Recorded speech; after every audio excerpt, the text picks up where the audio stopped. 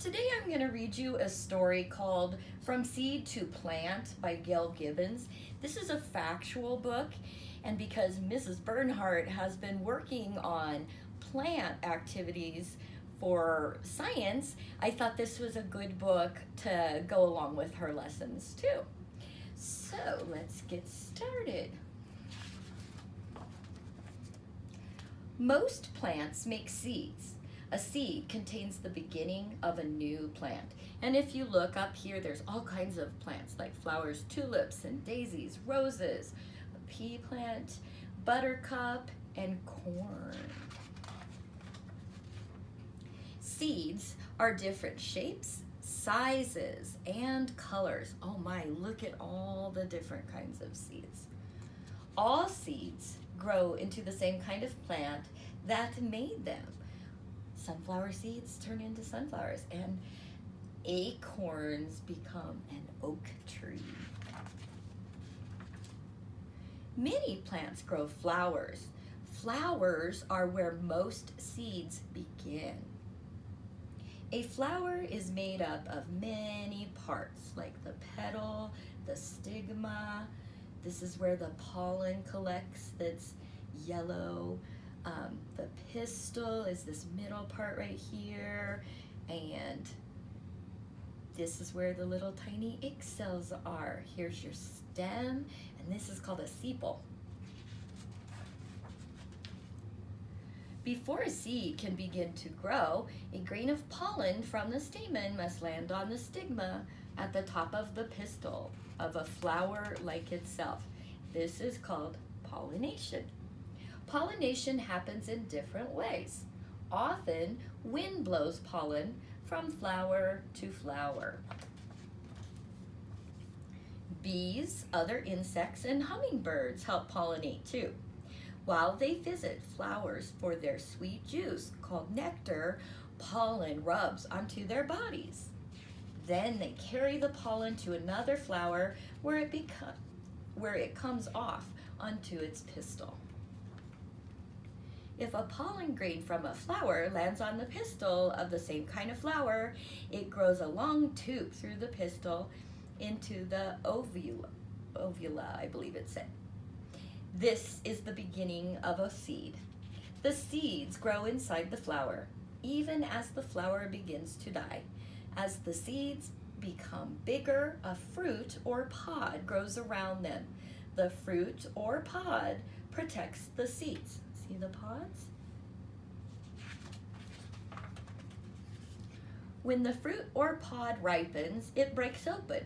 The seeds are ready to become a new plant. Some seeds fall to the ground around the base of the plant where they will grow. Here's the base of the plant. Some pods or fruits open and the seeds pop out. Sometimes the birds eat berries. They drop the seeds. Other seeds fall into streams, ponds, rivers, or the ocean. There they travel on the water until they stick to dirt along a shore. The wind scattered seeds.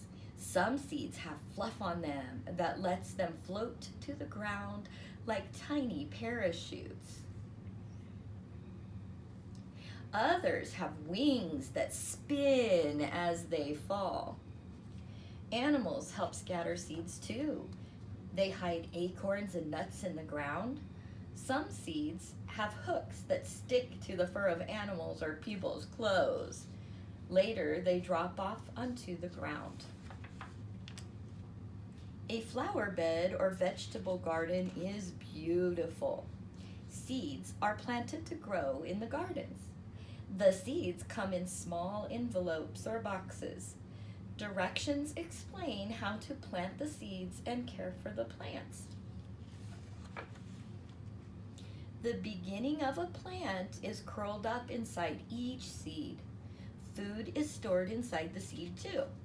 The seed has a seed coat on the outside to protect it.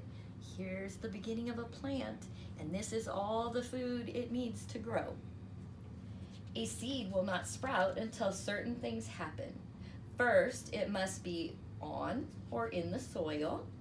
Then it needs to rain to soak in the seed and soften its seed coat.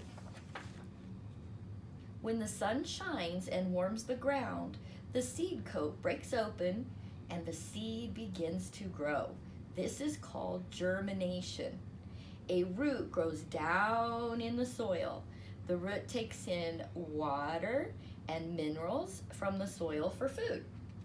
Up grows a shoot. Green leaves grow up from the shoot towards the sun. The plant grows bigger and bigger. The leaves make food for the plant from the water and minerals in the soil, the sunlight, and the air all around the plant. Finally, the plant is full grown. Buds on the plant open into flowers, where new seeds will grow.